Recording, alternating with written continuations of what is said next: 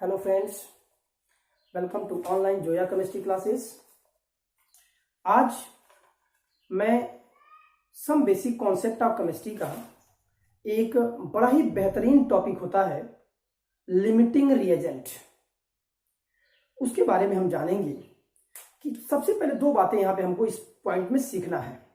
सबसे पहला पॉइंट होगा कि लिमिटिंग रिएजेंट होते क्या हैं, और दूसरा सबसे इंपॉर्टेंट बात होगा कि आप किसी भी केमिकल रिएक्शन में कैसे लिमिटिंग रिएजेंट को फाइंड करेंगे। तो सबसे पहला definition, what is limiting reagent, and the second one is how can you find the limiting reagent in a chemical reaction.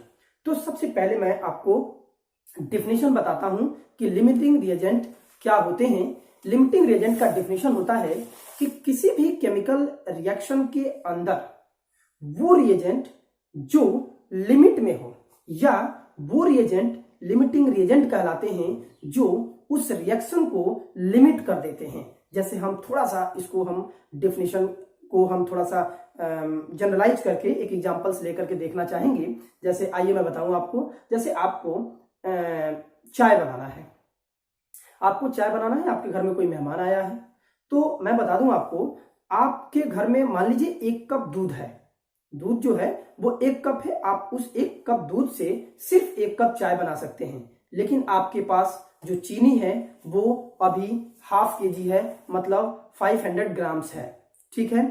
चाय पत्ती भी आपके पास पर्याप्त मात्रा में है, 1 पैकेट है। लेकिन जरा आप सोचिए कि अगर आप चाय बनाने जाएंगे तो आपको पता है कि 1 कप चाय बनाने में 50 ग्राम ज्यादा से ज्यादा चीनी लगेगा। इसका मतलब ये हुआ कि आप चाहें तो 100 लोगों का आप क्या बना सकते हैं, चाय उससे बना सकते हैं। लेकिन आपके पास जो दूध है वो लिमिटेड है, इसलिए आप सिर्फ और सिर्फ 1 लोग का ही चाय बना पाएंगे, बशर्ते कि आपके पास चाय पत्ती और चीनी भले ही कितना हो, लेकिन उस दूध ने आपको लिमिट कर दिया, मतलब आपके चाय बनाने की जो प्रोडक्टिविटी थी उसको कम कर दिया, मतलब आप सिर्फ 1 कप चाय बना पाएंगे, ठीक है ना। इसका मतलब ये हुआ कि चीनी और चाय पत्ती तो था ज्यादा, आप चाहे जितना मर्जी चाय बना सकते थे, जितना क्या मतलब वही 10, 20, 50 कप बना सकते थे, लेकिन उस कप ऑफ मिल्क ने आपके रिएक्शन को लिमिट कर दिया। तो इस तरह से यहां पे आप पाएंगे कि वो जो दूध है उसने आपके पूरे रिएक्शन को लिमिट किया, इसलिए वह क्या होगा, लिमिटिंग रिएजेंट होगा। तो सबसे पहले हम लोग इसकी डिफिनेशन ही सीखते हैं कि लिमिटिंग रिएजेंट क्या कहलाते हैं। तो लिमिटिंग रिएजेंट का जो डिफिनेशन होगा वो देखिए क्या है। हम लोग कहेंगे limiting reagent is the reactant, limiting reagent is the reactant which is completely consumed during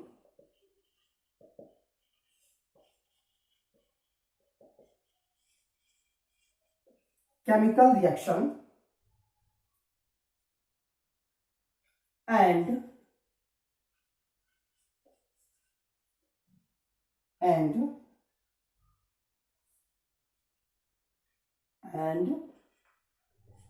limits the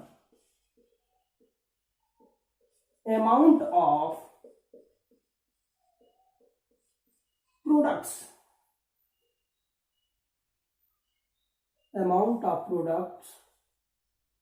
formed। क्या देखा है यहां पे आपने, क्या कहा हमने, लिमिटिंग रिएजेंट वो एक तरह का रिएक्टेंट है जिसने उस पूरे रिएक्शन में कंप्लीटली कंज्यूम्ड हो गया, पूरे रिएक्शन में पार्टिसिपेट कर लिया और उस रिएक्शन के प्रोडक्ट को लिमिट कर दिया। तो आप कहेंगे कि उसी को हम लोग कहते हैं लिमिटिंग रिएजेंट। जैसे मिल्क ने उस पूरे चाय के जो प्रोडक्ट थी उसको लिमिट कर दिया कि 1 कप से ज्यादा नहीं बन सकता है, तो वो यहां पे कहलाता था लिमिटिंग रिएजेंट, ठीक है। अब सबसे पहला सवाल आपका था लिमिटिंग रिएजेंट कहते किसको हैं, ये तो हमने सीख लिया, लेकिन अब हमें जानना है कि कैसे आप लिमिटिंग रिएजेंट को क्या करेंगे, फाइंड करेंगे। How you can find the limiting reagent.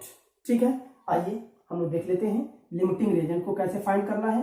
ये लिमिटिंग रिएजेंट को अगर फाइंड करना है तो इसके लिए आपको एक क्वेश्चन लिखना पड़ेगा और उसी क्वेश्चन के माध्यम से हम लोग ये समझ जाएंगे कि इसमें कौन लिमिटिंग रिएजेंट है और कैसे है। यहाँ पे क्वेश्चन है, यहाँ क्वेश्चन है zinc and hydrochloric acid react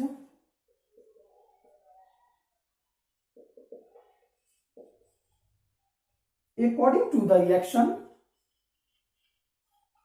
यहां पे एक रिएक्शन दिया गया है, जिंक जो कि सॉलिड होता है HCl एक्वस सोल्यूशन के फॉर्म में है, ये के साथ जब रिएक्शन करता है तो ZnCl2 और H2 बनता है।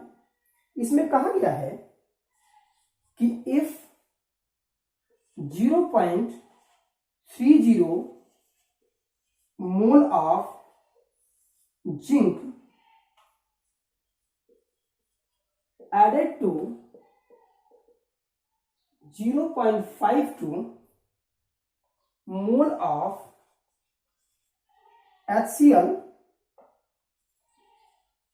then how many mole of H2 is formed।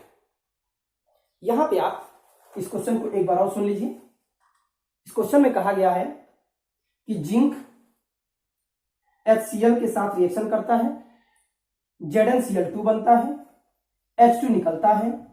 अगर यहां पे 0.30 मोल Zn का लिया गया, 0.52 मोल HCl का लिया गया, तो कितना मोल हाइड्रोजन बनेगा। इस क्वेश्चन को सॉल्व करेंगे हम लोग लिमिटिंग रिएजेंट वाले मेथड से। आइए देखते हैं। हमने कहा Zn solid plus 2HCl aqueous ZnCl2 plus H2। ये तो यहां श्योर है कि या तो Zn या तो HCl, इन्हीं दोनों में से कोई एक लिमिटिंग रिएजेंट होगा। अब हमें पता करना है कि कौन है लिमिटिंग रिएजेंट। यहां पे एक बार चेक कर लेते हैं लिमिटिंग रिएजेंट। लिमिटिंग रिएजेंट को चेक करने का एक बड़ा ही शॉर्ट फॉर्मूला होता है, बहुत ही शॉर्ट ट्रिक होती है, जिससे आप ये पता कर सकते हैं कि लिमिटिंग रिएजेंट कौन होते हैं। तो यहां पे हम लोग उस शॉर्ट ट्रिक को लिखेंगे। ट्रिक क्या है कि किसी भी रिएक्शन में वो लिमिटिंग रिएजेंट की तरह काम करेगा जिसका N अपॉन SC वैल्यू यानी mole upon stoichiometric coefficient, mole upon stoichiometric coefficient की वैल्यू मिनिमम होगी। क्या होगी? मिनिमम होगी। मोल अपॉन स्टोक्योमेट्रिक की वैल्यू जिसकी कम होगी, मिनिमम होगी, वह लिमिटिंग रिएजेंट कहलाएगा। ये फार्मूला आपको हमेशा के लिए याद कर लेना है कि अगर किसी भी केमिकल रिएक्शन के दौरान अगर आपको रिएजेंट पता करना है कि कौन सा लिमिटिंग रिएजेंट है, तो वो लिमिटिंग रिएजेंट कहलाएगा जिसका मोल अपॉन स्टोक्योमेट्रिक वैल्यू क्या हो? कम हो। ठीक है, ये पता चल गया। आइए हम लोग यहां पे कैलकुलेट कर लेते हैं। हम लोग N अपॉन SC निकालेंगे जिंक के लिए। जिंक के लिए N अपॉन SC निकालेंगे। N अपॉन SC निकालेंगे जिंक के लिए। हम लोग कहेंगे कितना मोल जिंक का लिया गया है?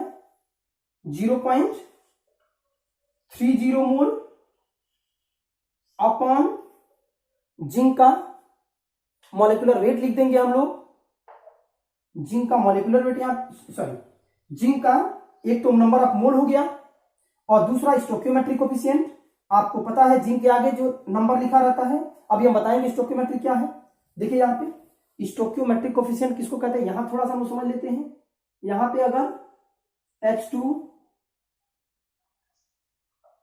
N2 plus 3H2 equal to 2NH3 अगर लिखा हुआ है, N2 plus 3H2 equal to 2NH3, मतलब ये हुआ कि किसी भी बैलेंस रिएक्शन के अंदर इसके आगे जो यहां पे कुछ नहीं लिखा है तो 1 लिखा है, इसके आगे आप देखेंगे 3 लिखा है, इसके आगे देखेंगे 2 लिखा है, यही सब कहलाते हैं स्टोइकियोमेट्रिक कोफिशिएंट।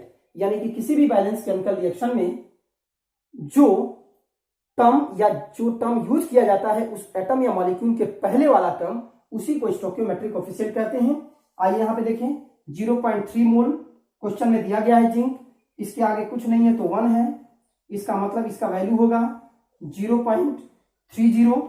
दूसरा अगर हम लोग देखें N/SC ऑफ HCl, यहां पे देखेंगे HCl जो है वो 0.52 मोल दिया गया है और स्टोइकियोमेट्रिक कोफिशिएंट इसका 2 है। अगर इन दोनों को निकालें तो ये आएगा 0.26 आएगा। आप देखें कि इसकी वैल्यू जो है इससे कम है, इसका मतलब ये वैल्यू कम है, इसीलिए यही कहलाएगा आपका लिमिटिंग रिएजेंट। क्या कहलाएगा ये तो श्योर हो गया कि यहाँ पे लिमिटिंग रिएजेंट कौन है, HCl है। लिमिटिंग रिएजेंट क्या है, HCl है। अब यहाँ पे एक क्वेश्चन और इसमें जुड़ा हुआ है कि लिमिटिंग रिएजेंट तो पता चल गया कौन लिमिटिंग रिएजेंट है, लेकिन how many mole of H2 is formed. इस क्वेश्चन को अगर आपको सॉल्व करना है तो उसके लिए थोड़ा सा यहां पे देखना पड़ेगा। लिमिटिंग रिएजेंट तो पता चल गया कि लिमिटिंग रिएजेंट कौन है, आपका HCl है। आइए थोड़ा सा इसको हम लोग मिटा देते हैं, मिटाते हैं। यहां पे हम लोग इस रिएक्शन को एक बार और लिखेंगे, Zn2HCl इक्वल टू ZnCl2H2। थोड़ा सा आप यहां पे एक कॉन्सेप्ट देखेंगे, यहां पे लिमिटिंग रिएजेंट ये है, इसी से हम H2 का रिलेशन निकालेंगे। यहां पे 2 मोल है, यानी कि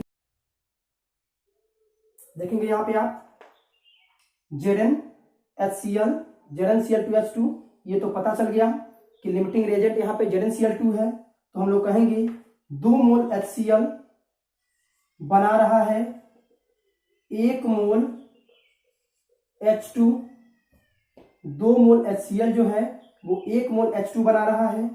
तो जरा बताइए 1 मोल HCl,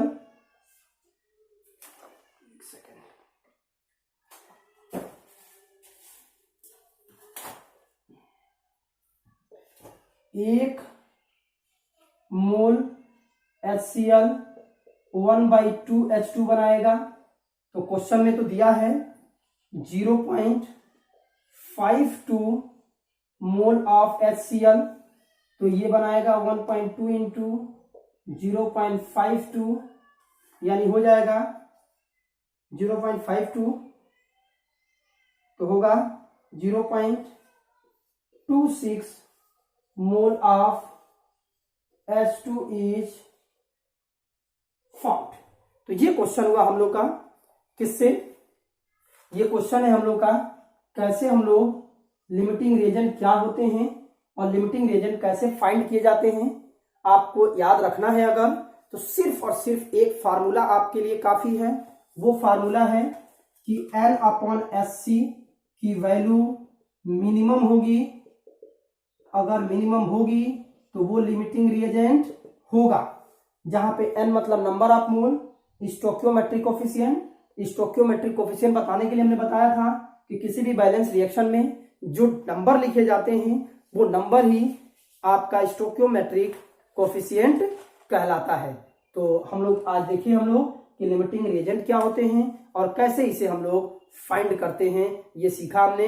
नेक्स्ट वीडियो में अभी हम लोग बात करेंगे क्या होते हैं stoichiometric coefficient of a chemical reaction. तो थैंक यू। अब आप लोग इस क्वेश्चन को देखिए और इस पे आप क्या बना, जो भी क्वेश्चन है उसको सॉल्व कीजिए एनसीईआरटी का, और हमसे इसके ऊपर जो भी डाउट है वो क्लियर कीजिए।